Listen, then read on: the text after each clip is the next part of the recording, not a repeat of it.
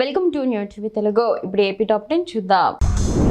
తిరుమలకు ఎలక్ట్రిక్ బస్సులు ఆగాయి. అలిపిరి డిపోలో ఎలక్ట్రిక్ ఏసీ బస్సుల డ్రైవర్స్ ఆందోళన వ్యక్తం చేస్తున్నారు. ప్రతి డ్యూటీలో తిరుమలకు 5 ట్రిప్పులు తప్పనిసరి మేనేజ్మెంట్ నిబంధన విధించారు. బస్సుల కండిషన్, బ్యాటరీ ఛార్జింగ్ సమస్యలు, ఇతర కారణాలతో 3 నుంచి 4 ట్రిప్పులే పూర్తవుతున్నాయని డ్రైవర్లు అంటున్నారు. 5 ట్రిప్పులు పూర్తి కాకపోతే నెల జీతం కాకుండా ట్రిప్పుల వారీగా వేతనం చెల్లిస్తామని మేనేజ్మెంట్ నిర్ణయం తీసుకుంది. ఈ నిర్ణయాన్ని వ్యతిరేకిస్తూ అలిపిరి డిపోలో ఎలక్ట్రికల్ ఏసీ బస్సులు ఆపేశారు. బీసీని గౌరవించామంటూ గతంలో కె కృష్ణమూర్తికి గతంలో ఉప ముఖ్యమంత్రి పదవి ఇచ్చిన చంద్రబాబు ఈసారి మాత్రం ఎందుకు ఆ సంప్రదాయం కొనసాగించలేదు? మా పార్టీలో బీసీ వర్గానికి చెందిన పిల్లి సుభాష్ చంద్రబోస్ ఉప ముఖ్యమంత్రి పదవి నిర్వహించారు. కానీ ఇప్పుడు చంద్రబాబుకు, పవన్ కళ్యాణ్ కు బీసీలకు ఉప ముఖ్యమంత్రి ఇవ్వాలనే ఆలోచన లేదు. బీసీలకు స్థానిక సంస్థలో 34% రిజర్వేషన్ రాకుండా అడ్డుకున్నది టీడీపీయే. స్వచ్ఛందంగా బీసీలకు 50% రిజర్వేషన్ ఇవ్వాలని భావించారు. కానీ ఇప్పుడు చంద్రబాబు ప్రభుత్వం రేపు జరిగే స్థానిక సంస్థల ఎన్నికల్లో 34% రిజర్వేషన్ తెచ్చి బీసీలకు న్యాయం చేస్తారా లేదా చెప్పాలి అని మాజీ ఎంపీ మార్గాని భరత్ అన్నారు. సీఎం చంద్రబాబు సభకు రాలేదని ఉపాధి హామీ కూలీలపై కక్ష సాధింపు చర్యలు చేపట్టారు.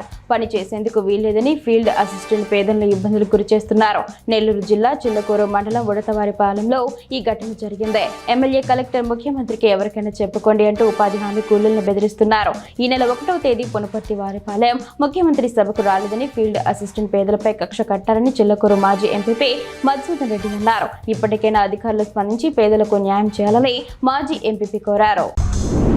2 ఏళ్ల కూటమి పాలనలో బలహీన వర్గాలపై జరుగుతున్న దాడులు చూస్తున్నాం. బీసీలు ఎలా అనగదొక్కుతున్నారో చూస్తున్నాం. 2 ఏళ్లుగా బలహీన వర్గాలు పడుతున్న ఇబ్బందులపై పార్టీ బీసీ నేతలు చర్చించాం. బీసీలకు చంద్రబాబు ఏం చెప్పారు, ఎలా మోసం చేశారన్న దానిపై జనాలకు వాస్తవాలు వివరించాలని నిర్ణయించాం. వచ్చే నెలలో విజయవాడ నగరంలో వైఎస్ఆర్సీపీ బీసీ నేతలంతా ఓ సమావేశం ఏర్పాటు చేసుకుని కార్యాచరణ ఖరారు చేస్తాం.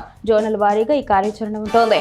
బలహీన వర్గాలంతా ఒక్కటే, అంతా ఒక్క తాటిపైకి వచ్చి బలవంతులుగా మారి శక్తివంచన లేకుండా పోరాడతామని మాజీ మంత్రి జోగి రమేష్ అన్నారు.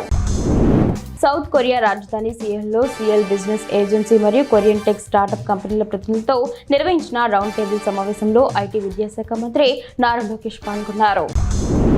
బీచ్ షాక్స్ కి వ్యతిరేకంగా విశాఖ ఆర్కే బీచ్ నిరసన జ్వాలలు నిందంటాయి. గోవా తరహా సంస్కృతిని ఏపీలోకి తీసుకువచ్చి అందమైన విశాఖ తీరాన్ని మందుబాబుల అడ్డాగా మార్చేందుకు చంద్రబాబు ప్రయత్నిస్తుంటారని వైఎస్ఆర్సీపీ మహిళా విభాగం ఆధ్వర్యంలో గట్టిగా విశాఖ వాసులు వ్యతిరేకించారు. జీవో నెంబర్ 362ని తక్షణమే రద్దు చేయాలని డిమాండ్ చేస్తూ నల్ల బెలూన్లు, నల్ల రిబ్బన్తో నిరసన చేశారు. పర్యాటక రంగం అభివృద్ధి ముసుగులో మహిళల భద్రతను పణంగా పెట్టడాన్ని సహించేది లేదని హెచ్చరించారు.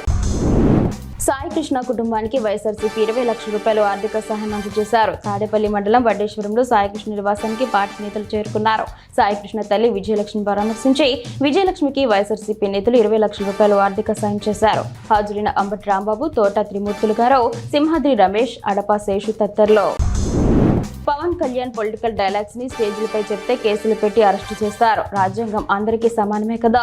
ఆ రోజు వైఎస్ జగన్ ని వైసీపీ నేతలను పవన్ కళ్యాణ్ అన్నప్పుడు లేని తప్పు రావణ్ అదే డైలాగ్స్ ను రిపీట్ చేస్తే ఎలా తప్పైందే? రావణ్ చెప్పింది తప్పైతే ఆ రోజు పవన్ కళ్యాణ్ చెప్పింది కూడా తప్పే. పవన్ కళ్యాణ్ ని కూడా అరెస్టు చేయాలి కదా అని మాజీ జనసేన నాయకురాలు జోష్న అన్నారు. వినుకొండలో స్కూల్ ఓపెనింగ్ కి మంత్రి గుమ్మడి సంధ్యారాణి వెళ్లారు. సభలో వైఎస్ జగన్ గురించి దిగజారుడు వ్యాఖ్యలు చేయడాన్ని తీవ్రంగా ఖండిస్తున్నాం.